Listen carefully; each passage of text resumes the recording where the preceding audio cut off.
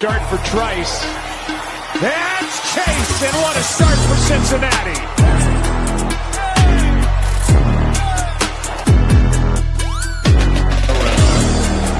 And he has the football. It's a move on. Bijan Robinson, he's going to have his first touchdown.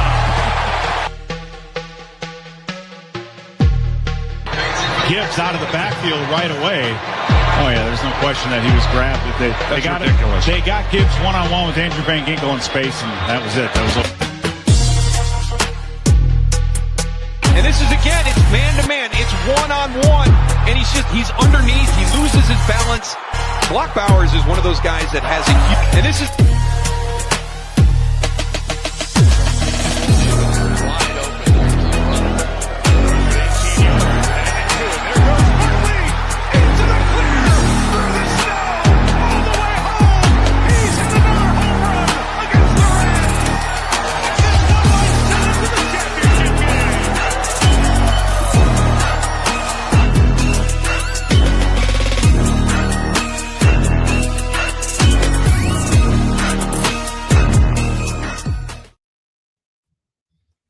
What is up, everybody? Welcome back to another edition of the Fat Boys Dynasty Podcast, coming at you live, presented by the Fantasyholics Podcast Network, live on the Fantasyholics YouTube channel. I am Bo. That is Brant. Brant, we're coming at him, everybody, this week with our positional rankings, starting at the quarterback spot this week, working through the rest over the course of the next couple of weeks, give or take some minor scheduling conflicts that we may have to do something a little different.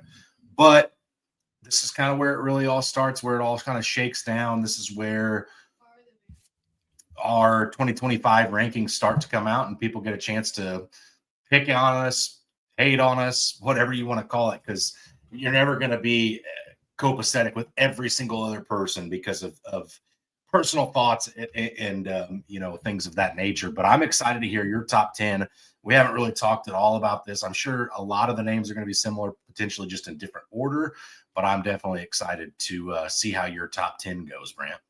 Yeah, absolutely. These are our top 10 going into 2025. These are not necessarily our favorite dynasty rankings right now. This is going to be our season rankings. I want to make sure you guys know that. This will be, like I said, the 2025 season rankings as we look to shake it out, because there's still some things in dynasty landscape that we've got to see before we really can put out our rankings for the future. I do have an honorable mention for this year. I'm going to throw it out real fast. I got Justin Herbert as my honorable mention. He was in and out of my top 10. And I'm just like, you know what? Let me just make it easy. J. Herbert. So I am going to put Justin Herbert. I do think he has a great year this year. I think he will be knocking on the door of the top 10, just like he did last year. Okay. So we want to start at the bottom and work our way up. Absolutely. All right, I'm going to start with number 10 real fast. I got Mr. Bo Nix. I think he builds on his last year.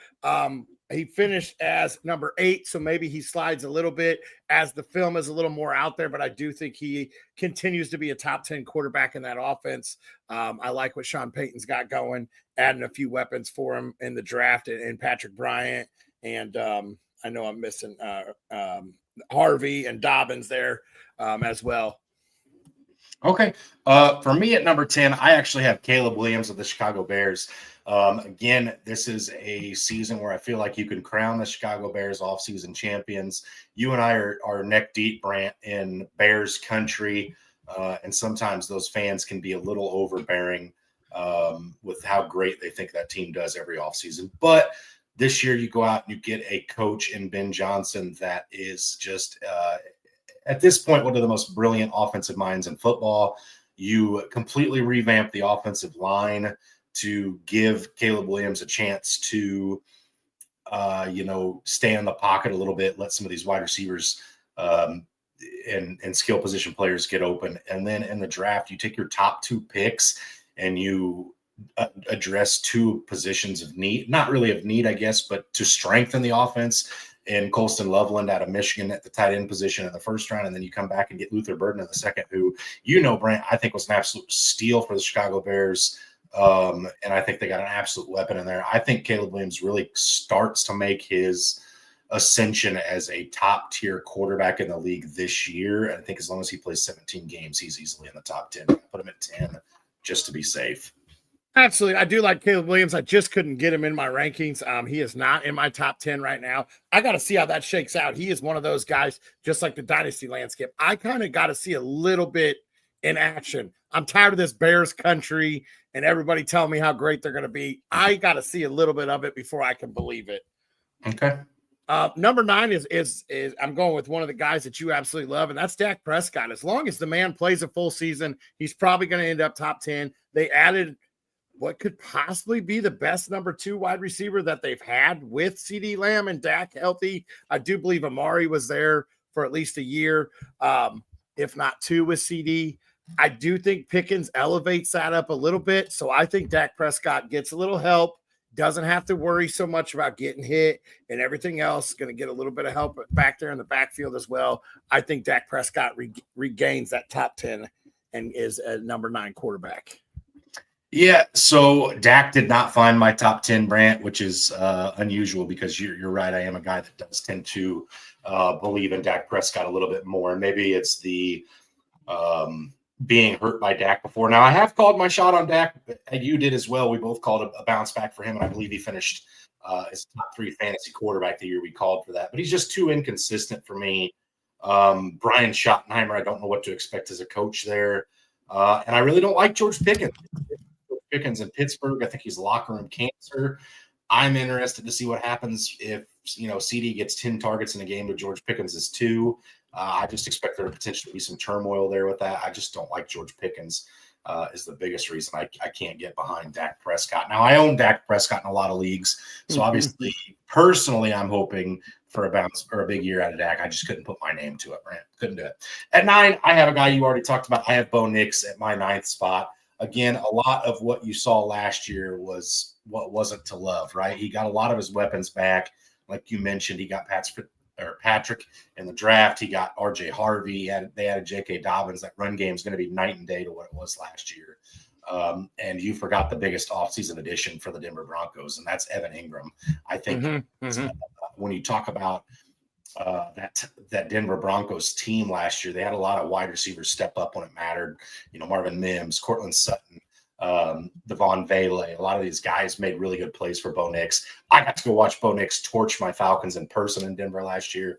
Paid an awful lot of money to go do so.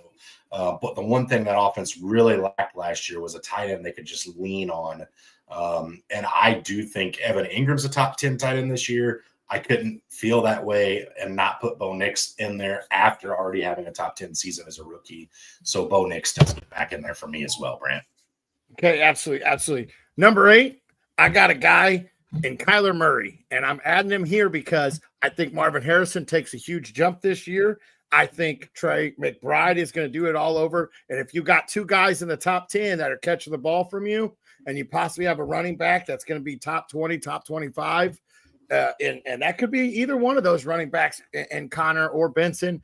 I think you have to put Kyler Murray there, not to mention the rushing ability there. So I got Kyler Murray as number 8. Yeah, so Kyler Murray was the one for me. If I would have known we were doing honorable mentions, he'd have been my guy because I do think there is an outside possibility for him to get there, especially when he is coming out on some podcasts and stuff this offseason saying, hey, I'm running the ball this year. It may not always be scripted, but I'm going to look to run a little bit more this year. I'm going to get some of that magic when some of these plays break down and just take off. So, that's always great for fantasy. So I definitely think that Kyler has a chance to be there, especially if he does utilize those legs a little more. Now, again, it does scare me a little bit how infrequent Marvin Harrison and Trey McBride had good games on the same week. So I'm nervous to see if that can be something that Kyler does routinely. But if that happens, yeah, you're talking sky's the limit for Kyler Murray. He could be a top 5 quarterback. If he does both of those things, plus reestablishes his running, that Cardinal offense could be a lot of fun, Brant. Okay. For me at number 8, I also have a guy you've already talked about, but you had him as your honorable mention. I have Justin Herbert finishing inside the top 10 this year. I think, we really saw Justin Herbert get that lethal weapon last year in Ladd McConkey. And this year they come in and add maybe the most efficient college wide receiver last year in Trey Harris out of Ole Miss. So I do think there's a chance that you have a really nice 1-2 punch for Justin Herbert. And of course, I can't quit QJ until he's out of the league, Brant. So you definitely have a field stretcher in Quentin Johnston as well, even if he doesn't catch the ball all the time. If he just does it, sometimes it's touchdowns. But again, the other big thing that I really like out of Los Angeles is they made running the ball a priority this year. We know J.K. Dobbins had some games where he was somewhat relevant last year, but they do have Najee Harris, who they signed early in free agency. They drafted Omarion Hampton. I think that run game gets better, which takes some pressure off of Herbs. I think this is a season where you see him get maybe somewhere in the 45 touchdown range. Doesn't run it a ton, but can occasionally take off and run with those long legs out of Oregon. It's part of his game. You go to Oregon, but I think he's safely inside the top 10. I just don't think he's going to put up flashy enough stats to be inside my top 5. Okay. All right. My number 7 here is Patrick Mahomes. He's going to get back into the top 10. He did fall out to number 11 in some leagues, depending on your scoring. He fell out to number 11, but he gets Rashee Rice back. He still has one of the best head coaches in the NFL to scheme up. He will, once again, just like you said about Herbert, he will take off and run when needed. A lot of times on like 3rd or 4th down, he's going to end up scampering for 11 yards when he only needs a half a yard because they don't want to tush push him. But I'm going to put Patrick Mahomes. There's not a whole lot to talk about. It is Patrick Mahomes. The man is always up there in the top. Yeah, so here we are, Brant, at number 7 before you and I are copacetic on one. I also have Patrick Mahomes at 7. Like you said, healthy Rashee Rice, add another weapon in Jalen Royals. Xavier Worthy, as much as I think he's a bust at his current ADP, is still a weapon for Patrick Mahomes. You still have probably the best tight end in football in Travis Kelce. And then like you alluded to, you got a head coach that's just going to get you in positions where you're able to score the ball. So I think, again, it's late June, Brant. It's hard to believe a lot of what's being reported out there. Patrick Mahomes is on record saying, hey, this offense is going to be high flying. It's going to be exciting again this year. We'll see. Last year, this Chiefs offense was not a whole lot of fun to win or to watch play. Excuse me. They did win, which is exciting if you're a Chiefs fan. But if you're a fantasy fan, it wasn't really exciting. I do think they get back to an exciting brand of football this year. I couldn't leave Patrick out of my top 10 as well. All righty. All right. So my number 6, this is where I'm going to get a little controversial. I'm going to pick a guy here that last time we saw him start more than 14 games, he finished as QB number 7. He's going into what might be the best wide receiver he's ever had in the NFL. Justin Fields is my number 6 quarterback here. Last year in the games he started, QB 19, 24, 12, 1, 16, and 7, throwing the ball to George Pickens and a few other guys that were rolling out of the backfield, and Najee and Warren, and that was about it. Now he's going in. He's got Breece Hall. He's got Garrett Wilson. He's got an offense that believes in him, that went out and paid him to come be the starter, be the guy there. I believe Justin Fields is going to get back into the top 6. Okay. I listen, Justin Fields didn't come anywhere near my top 10. I'll be honest. I think if Justin Fields ends up being a top 10 quarterback, it's because he has double-digit rushing touchdowns. Mm-hmm. I just don't know if there's enough weapons on that team outside of the 2 names you mentioned. Does Malachi Corley take a big step forward? Do they maybe potentially add a wide receiver that's still out there and like Keenan Allen or somebody? There's got to be something else that gets added to that team for me to be like, yeah, that team's got the weapons for Justin Fields to be top 10. So for me right now, and my thoughts on Fields is he's going to have to have that rushing upside be a big part of his game next year for him to get there. But I do like it. It is spicy, Brant. All right. At number 6 for me, I have Jaden Daniels. Again, there's a lot of hype with Jaden Daniels, much going into the second year, much like there was with CJ Stroud going into his second year, and that didn't work out great for a lot of folks. I do think the weapons got slightly better. I'm still a big Deebo Samuel believer. Even if it's just as number 2 to Scary Terry in that offense, I think that does give just one more weapon for Jaden Daniels, who I do think still runs the ball a decent amount. I think that defense is going to be good enough to keep them in games. I am worried about the sophomore slump a smidge with Jaden Daniels, but not enough that I could justifiably drop him out of my top 10. Okay. I'm going to talk a little bit more about him here in just a little bit. But I'm going to go into my number 5, and this is a guy that I don't believe in the defense, so I believe he's going to have to air the ball out so much, just like he has in the past. Joe Burrow. He still has all of his weapons there. He's got Chase. He's got Higgins. And that defense is taking a hit with their best defensive player holding out still, wanting a trade out of there. They don't have the money to pay him or whatever else. So I think Burrow's going to have to heave the ball quite a bit again this year. He'll use his legs very rarely, but he will use them occasionally. He finished as the QB3 last year. I'm going with Joe Burrow as the top 5 QB. Okay. All right. I'm wondering if the name I'm getting ready to say is going to be my big shock that you didn't use here, Brant. It just feels like if you don't have him here, you may not have him anywhere. Maybe you're higher on him than I am. I don't know. I have Baker Mayfield as quarterback 5 for the 2025 season. Baker Mayfield finished as the fantasy quarterback number 4 last year. He added arguably one of the best wide receivers in this class in Emeka Egbuka. Still has, almost every other weapon he had last year. The running game is going to be strong again. You got K-Dot, and you got Mike Evans. You got Chris Godwin. The one thing that I think may scare me slightly with Baker is that Liam Cohen did leave, but Baker's had so many different offensive coordinators every single year, and he always puts up fantasy numbers at this point. I mean, he's been a fantasy relevant quarterback since he went to Tampa Bay, as much as that sucks to say or sounds weird because he started out as such a bust in Cleveland and then kind of bounced around a little bit, but Baker's found his home in Tampa Bay, Brant, and I've got him, like I said, at number 5 this year, and I don't feel bad about it at all. I do not have him there. It does scare me with the change of the OC there. Cohen has done quite a bit for quarterbacks. So he does scare me a little bit this year. So he is outside of my top 10. Number 4, I have Daniels, who you talked about just a little bit ago. The addition of Debo, I think Brian Robinson is going to be just fine in the backfield. You still have Austin Eckler there. I think Daniels is going to rush the ball a lot again. That RPO is working for him. I believe in Dan Quinn and that Washington team right now, and I believe what they're building there, and I think they have their franchise quarterback, and I think this guy is ready to really burst. I know it sounds weird, but I think he's really ready to burst on the scene and actually solidify his name as a top 5 quarterback in the NFL. All right. For my number 4, I have Joe Burrow. Like you said, he's just a gunslinger. Still got the offensive cast in town, got the emergence of Chase Brown out of the backfield last year. There's just not a whole lot not to like about the Cincinnati offense. Like you said, that defense is putrid.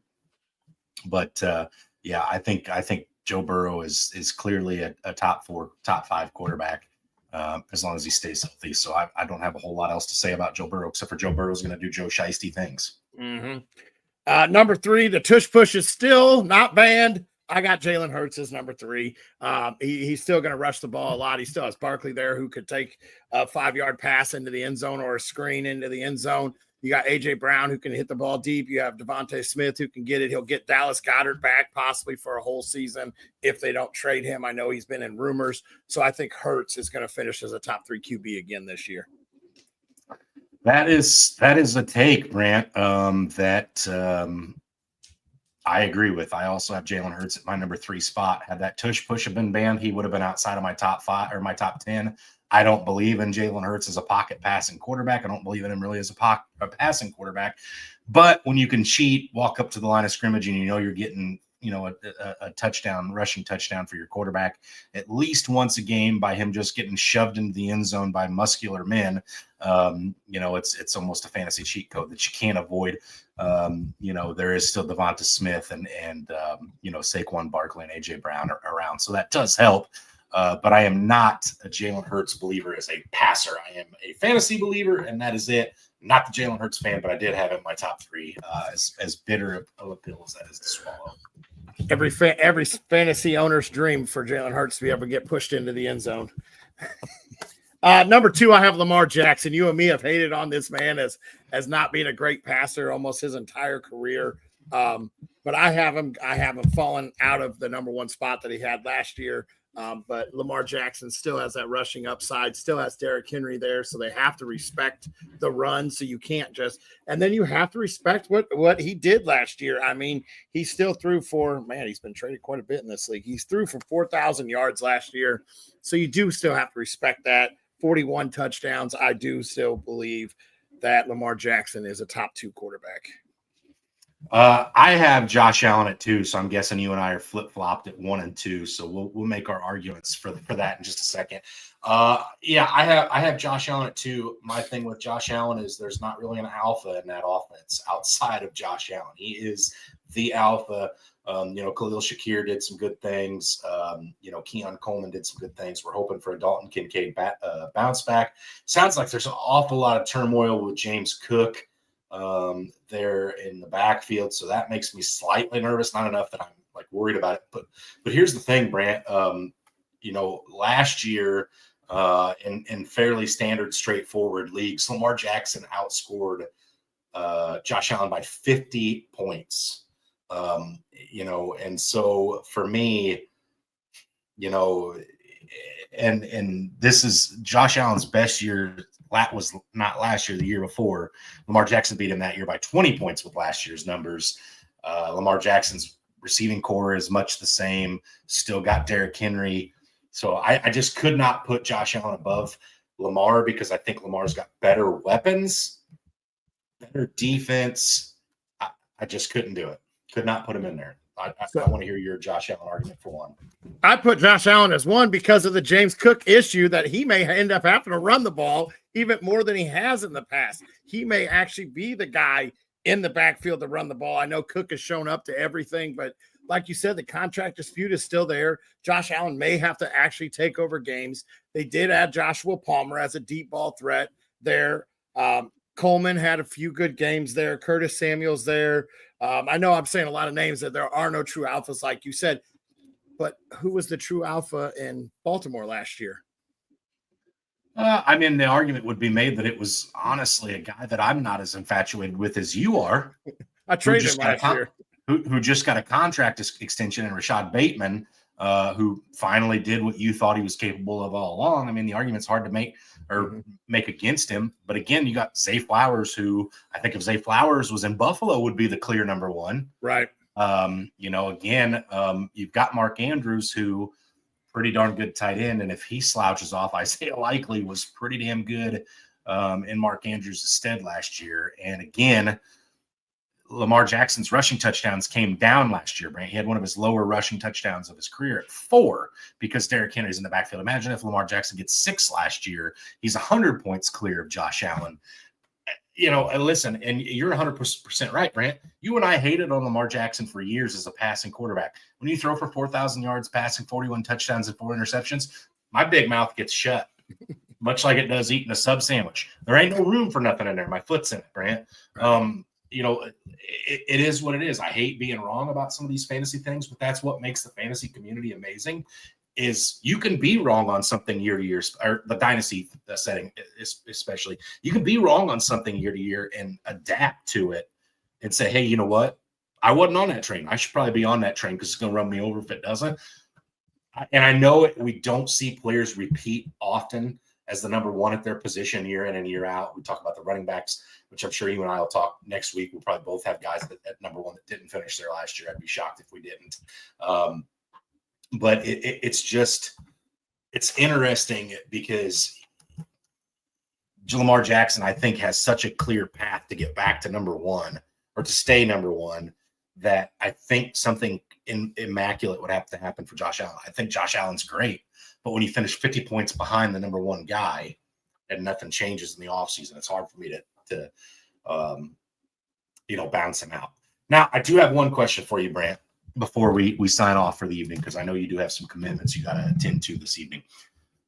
Neither one of us had him there or inside the top 10 or even 11 for that matter, because we both had an honorable mention.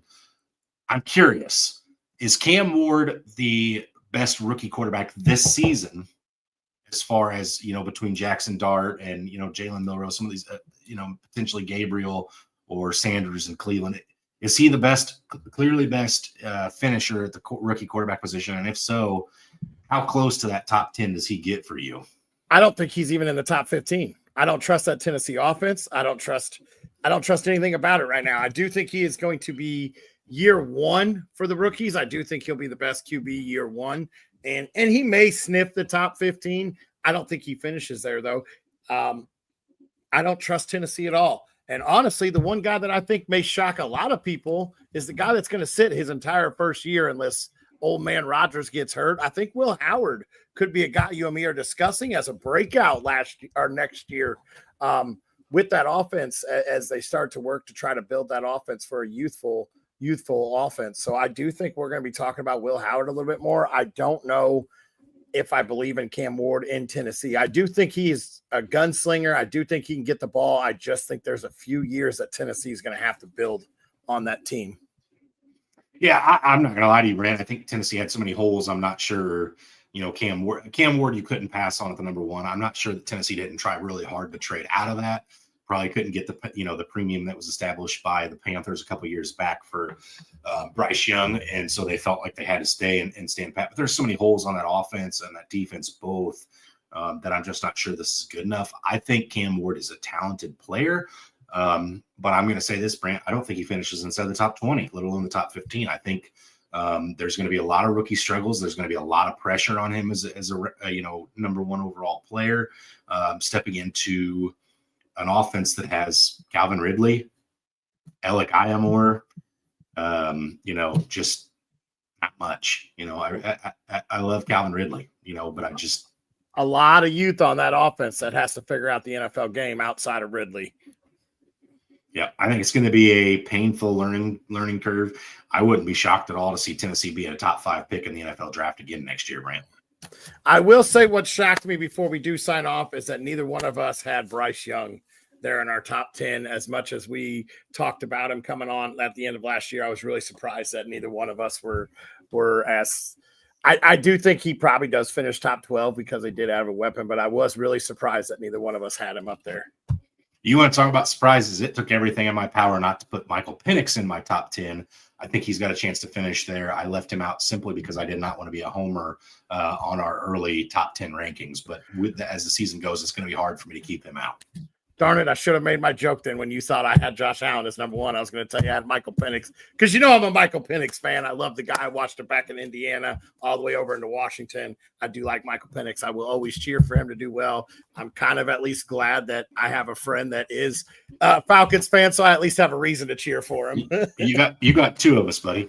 One's my kid. Yeah, fair enough. All right, so I think that does do it for us. Like I said, I had alluded to on the beginning of the show, there is some scheduling conflicts. I think next week you guys may get to see Fatboy Bo come on and put out his My Guys episode. Some guys that I'm, not leaving drafts without going into next year. There's, like I said, and then I think we'll get back into running backs 2 weeks from now potentially, and then start moving on and go. Eventually, we're going to have to cover a startup dynasty draft too, as we get really into the swing of that thing, as training camps start moving. But I think that's all I got for this week.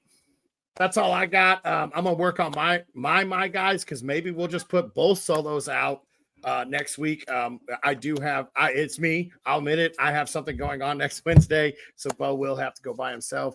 But I'm going to try to get mine out there too. That way we give you guys both of our takes on my guys. But that is all we have for today. So as always, stay hungry. Stay fat, my friends.